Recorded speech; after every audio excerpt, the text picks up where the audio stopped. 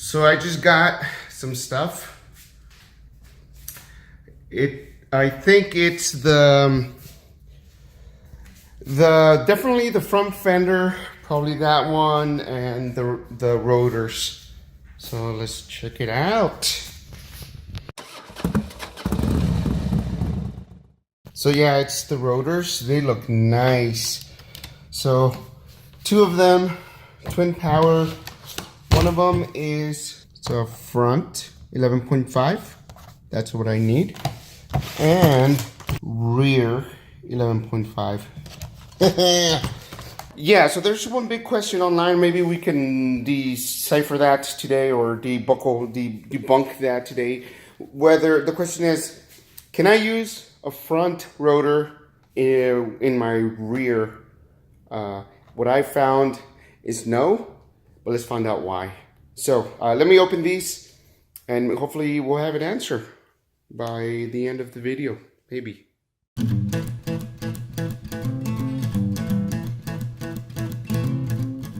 All right, so I just opened these and I actually cannot tell a damn difference between them. Even when I try to look very close, I cannot tell any difference whatsoever. I think the only difference right now is actually this hole. But let's measure this hole, let's measure the big hole, and maybe if we can, the height of these. So let's do that. I'm gonna pause it here.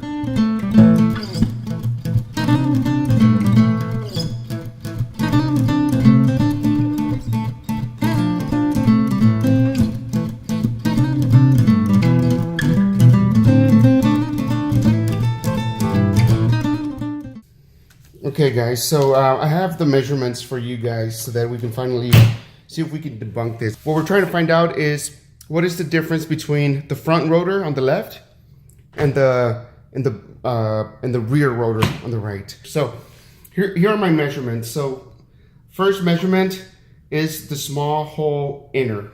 So what I'm talking about here is actually that screw hole right there, not the outer bevel, but the screw hole on both of these actually. So that measurement for the front is 0.85 to 9 centimeters. So barely a centimeter. Actually, this is the only difference here. The rear is actually slightly bigger. This is 1.1 centimeters. So when I first opened these up and I took and I just eyeballed them, I did notice this was slightly bigger, but I couldn't tell. After measuring, this is actually slightly bigger. And that's actually the only difference. But let me go through the rest here just to kind of highlight what's going on. Anyway, let's keep going here. So we do have the big hole inner.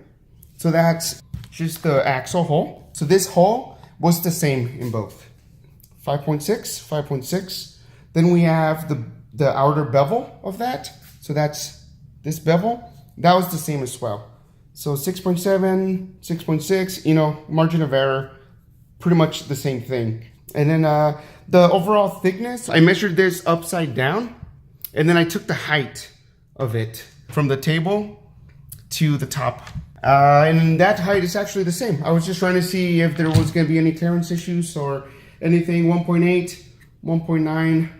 So, can you use the front with the back one?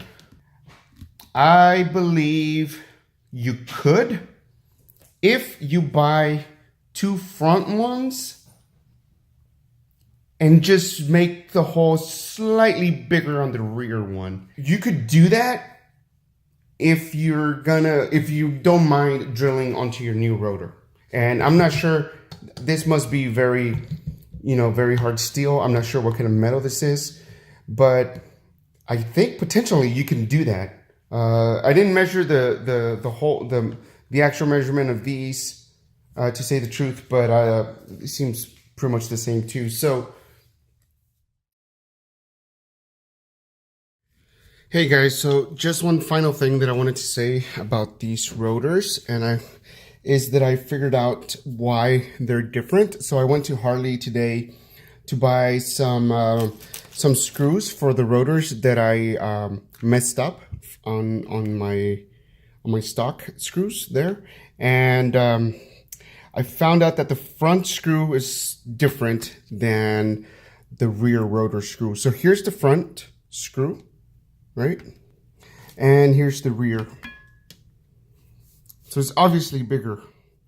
So that's why you cannot use, I mean, you can use the front for the back only if you're able to make the hole in the back rotor this big.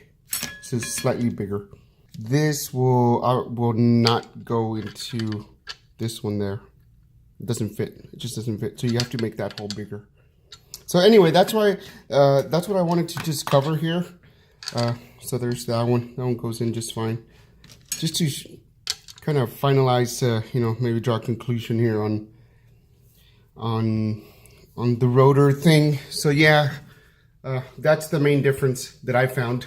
If you guys know of any other differences here, let me know. But otherwise, yeah, that's what I think.